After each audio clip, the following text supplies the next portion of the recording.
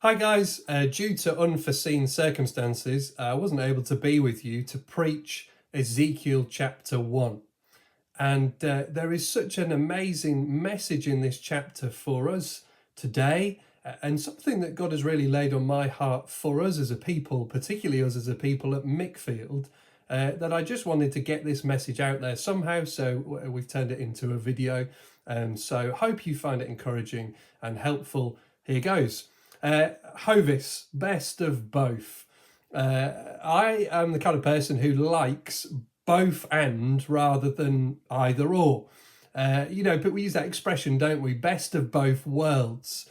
Why have sweet chicken Hong Kong style or sour chicken Hong Kong style when you can have sweet and sour chicken Hong Kong style? At our wedding, the food that we had later on in the day was both, I guess, kind of Yorkshire and Italian, right? Why choose the best of both?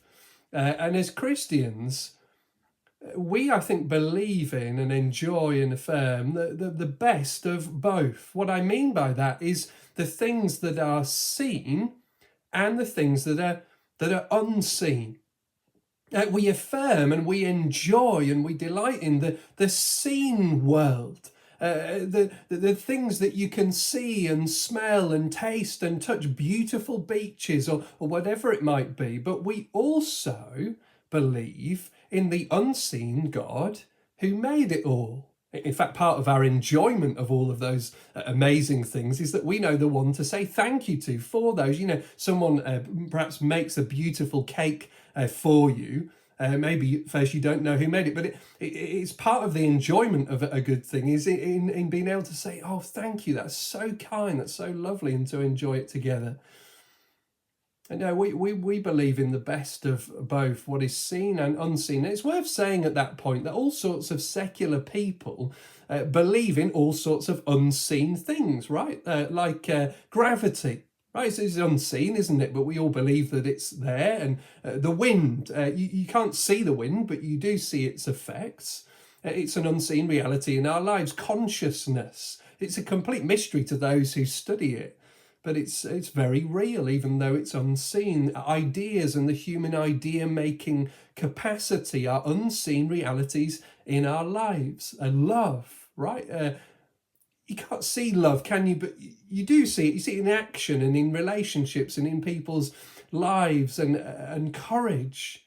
These are all unseen things, and they're very real.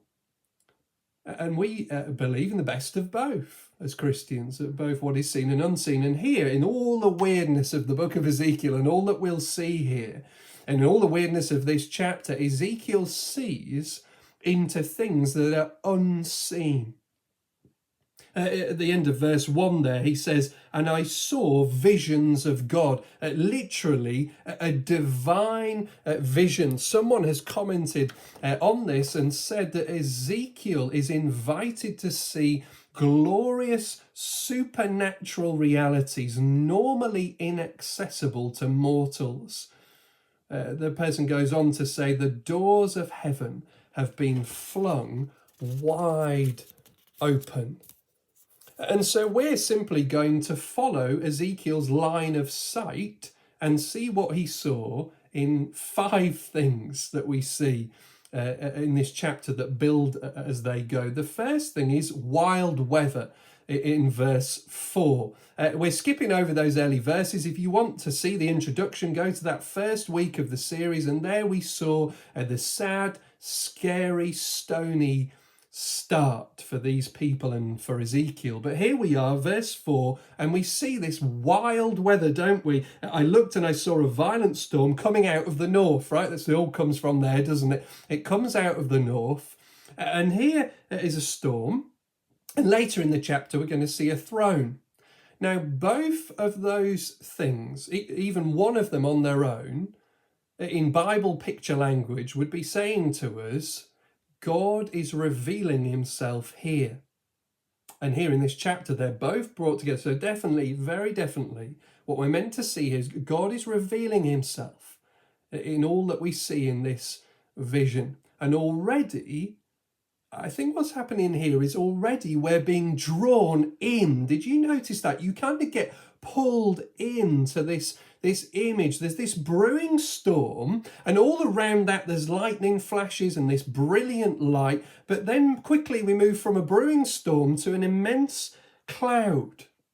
A number of weeks ago, there was a great storm in our area. We were asleep in bed, and it was the middle of the night, and there were these flashes of lightning that filled the house with light. It felt like it was right above our house, right above our village. Now, in reality, there were 600 lightning events across Suffolk, or our part of Suffolk, and most of the action was going on over Felixstowe and out into the sea. But it felt like it was all around. It's the worst storm I've ever experienced. And meanwhile, a bunch of the kids, including one of ours, were on a cub camp under canvas in tents on a field on a hill somewhere not too far away. And all the parents were panicking and, oh, what's going on? And of course, the reality is half the kids were out there with the leaders watching this wonderful thing, probably from their vantage point, realising that it's kind of over there somewhere, not right above. And the other half were fast asleep in the tents.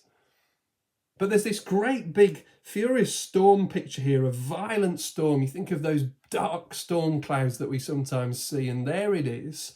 But then all of a sudden it changes, doesn't it? Verse 4, the middle of verse 4, the centre of the fire. Hold on a minute, I thought we were seeing a storm. The centre of the fire looked like glowing metal.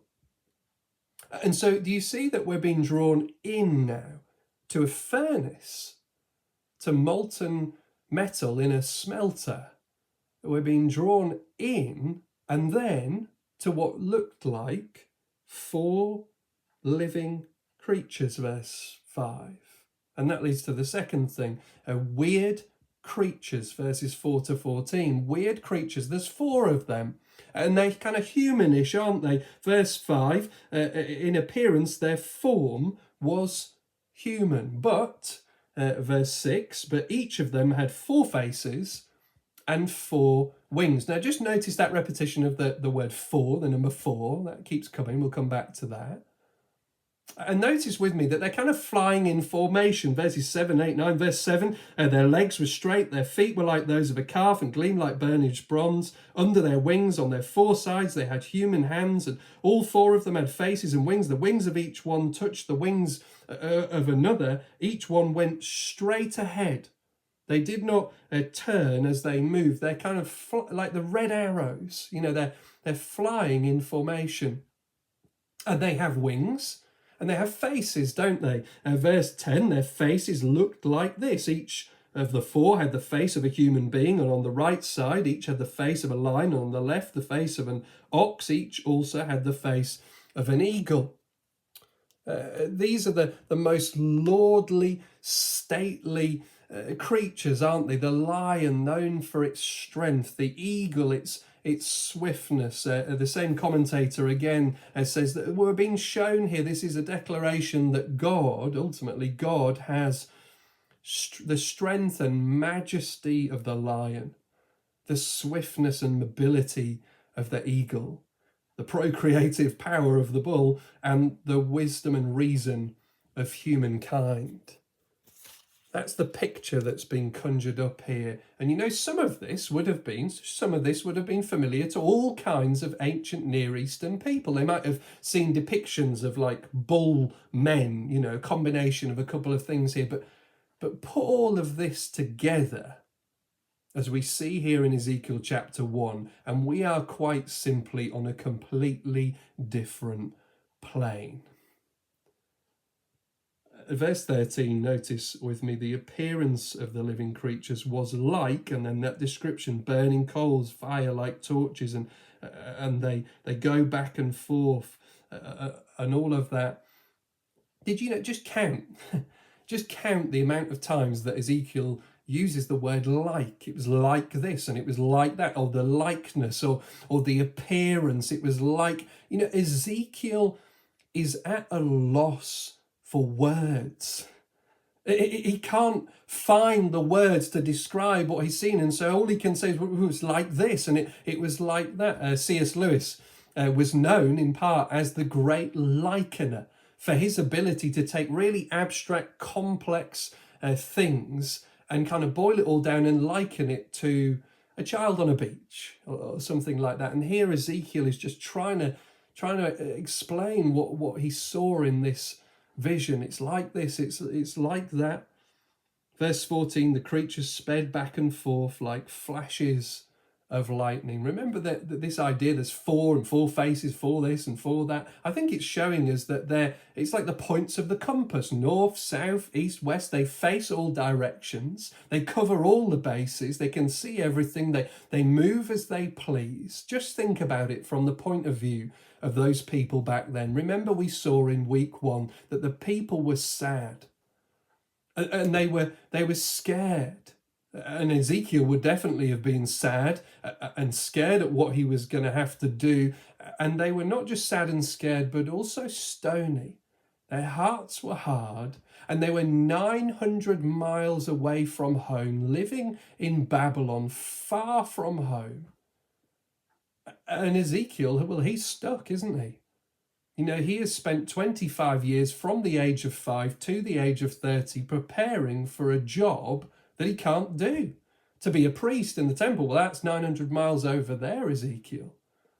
He's stuck. What does he do? And, you know, the message back then was there, right there, at that sad and stony and fearful and stuck start.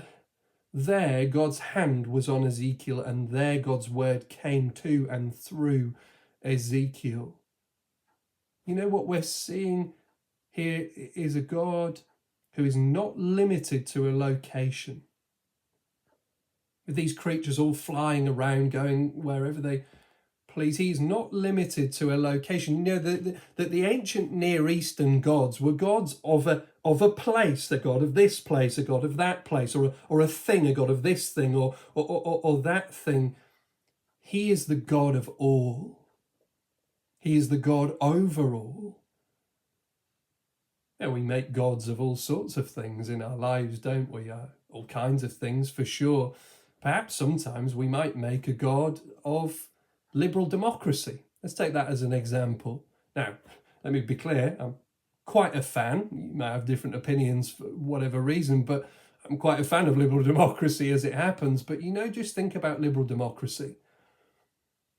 It is limited by location. It's not everywhere. Certainly not as you look around the globe. It's limited by location. As wonderful as I think it can be, it's limited in what it can do. And it relies on such a foundation beneath it to keep it going. It relies on so many things to be in place. He doesn't. He needs nothing. He is not limited in his location, and he is there even with his people in Babylon, even with his people in sadness, in fear, in stoniness, in stuckness. And the imagery moves on, doesn't it? The third thing, wacky wheels. Wacky wheels, verses 15 to 21. Everything was better in the 90s, wasn't it? Right? I'm 35. Everything was better in the 90s. We had all sorts of great things going on in the 90s. We had in the 90s, as you'll see, wacky races. Right? Actually, that's a throwback because that was the 60s, but we had it in the 90s for sure. Dick Dastardly, wacky races. And you see some pictures of Dick Dastardly, all Muttley and all the characters there. We had wacky stuff. We had wacky races. We had Wacky Warehouse. I don't even know what Wacky Warehouse was, but it was like a restaurant of TV. I don't really understand. But we had that. We had some wacky things going on back in the 90s. And here we see these wacky wheels, don't we? Verse 15, as I looked at the living creatures, I saw a wheel on the ground beside each creature with its four faces. Verse 16, this was the appearance and structure of the wheels. They sparkled like topaz, and all four looked alike. Each appeared to be made like a wheel intersecting a wheel. It's hard to get a grip on the imagery, isn't it, here? This is a great picture I've just taken from a video produced by the Bible Project. There's a couple of them on Ezekiel, really helpful, I think. And here's a picture just trying to bring together what are we seeing here? Something of what this looks like. But Ezekiel's not done, is he? because we're being pulled in and drawn in to see more than just wacky wheels. The fourth thing, as it comes together, this is wild, weird, wacky, wonder of the world wagon. It's a wild, weird wonder of the world wagon. Verse 22, spread out above the heads of the living creatures was what looked like something like a vault, sparkling like crystal and awesome. Do you see what I'm saying? It's like a wagon. It's carrying something. There's something above the creatures. It's this weird, wild wagon that's carrying something above it. They're underneath supporting it, aren't they? Verse 23, under the vault, their wings were stretched out, one towards the other. And they had wings covering their body too. And you know, those wings make this awesome sound, don't they? Verse 24, when the creatures moved, when they move, the sound happens, right? Because the wings are moving. I heard the sound of their wings, like the roar of rushing waters, like the voice of the Almighty, like the tumult of an army. When they stood still, they lowered their wings. Again, like Ezekiel's struggling to capture this almighty sound.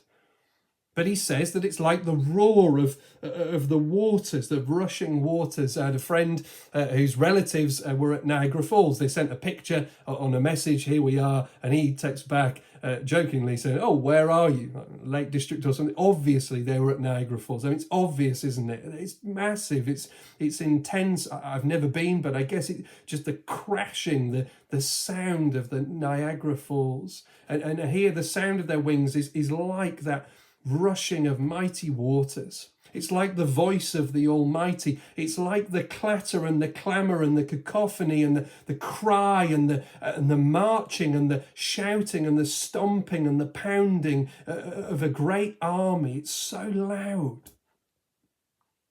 And then they stand still and stop and lower their wings. This loudest possible noise that can be summoned up stops, because now we're going to hear the voice from the vault above. And that sound, that voice, is the real main event. And that leads to the final fifth thing, the weightiness and his word. You know, the whole of all of that stuff, think back to the wild, weird, wacky wonder of the world wagon. All of that stuff is simply drawing us in and in and in to see the vault above, the throne that is on it, the figure that is like that of a man who is on the throne, surrounded by this rainbow-like radiance. Because finally, in this vision that Ezekiel saw, we are seeing this figure who is the appearance of the likeness of the glory of the Lord. And then Ezekiel falls face down. Now notice with me, Ezekiel doesn't fall face down because he sees the glory of the Lord. That would be too much.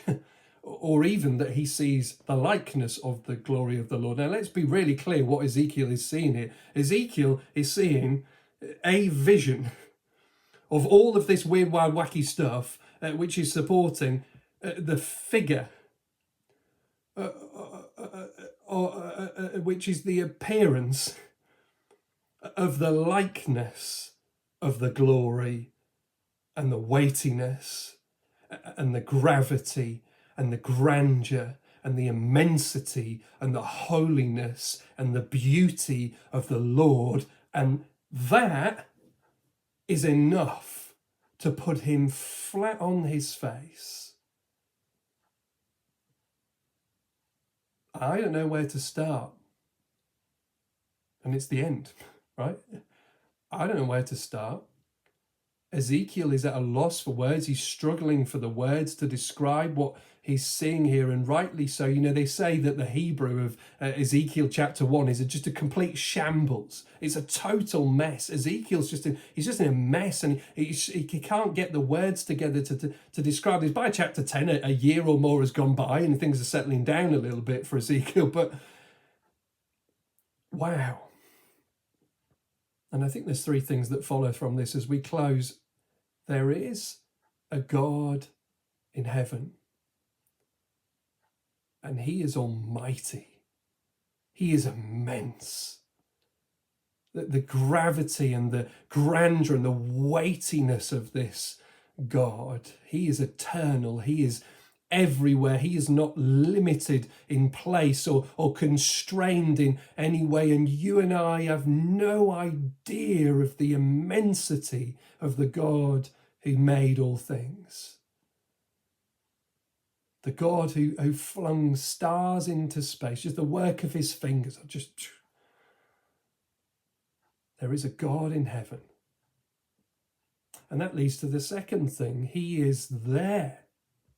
You know, this God, whatever we think, whatever opinion we might have, this God is simply there. He simply is.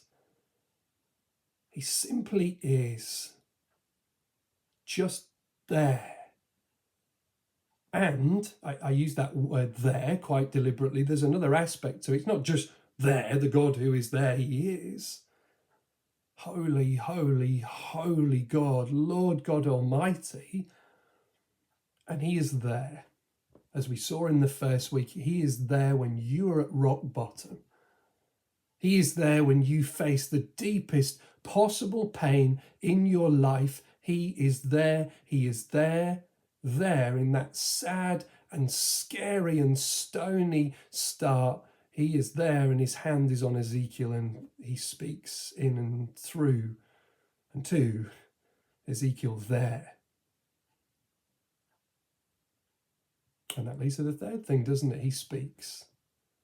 You know, all of that, this whole chapter, this whole vision, all this stuff that we see, it just gets us to that voice, doesn't it? At the end of the chapter, very end, the final few words of verse 28, he falls face down, and I heard the voice of one speaking.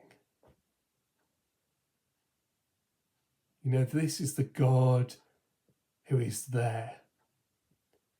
And he speaks his word into our wretched world. He thunders his word like a mighty storm, so gently, into our broken and dark and wretched world. He speaks. And so there is hope. There is always hope with this God who is there, who is the God who speaks. There is always hope. You know, I know someone right now who feels that there is no hope for them and for their family. And you know, I say to them, and I say to anyone who experiences any shades of anything like that, you know, if truth be known, there is always hope with this God who is there. And if he can speak into our world and do many more things, as we'll see as we go, for us, there is always hope.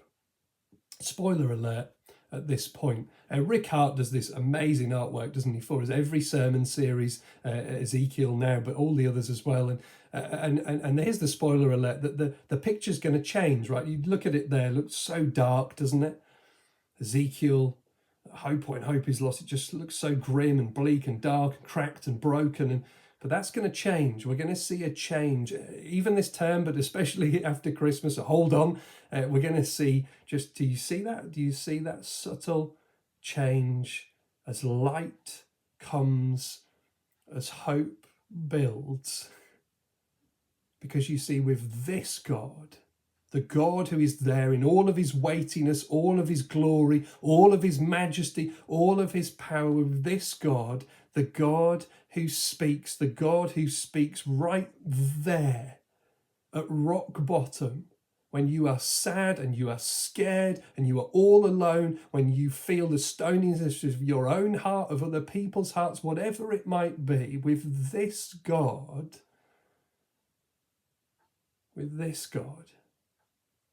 there is always hope, even when hope is lost.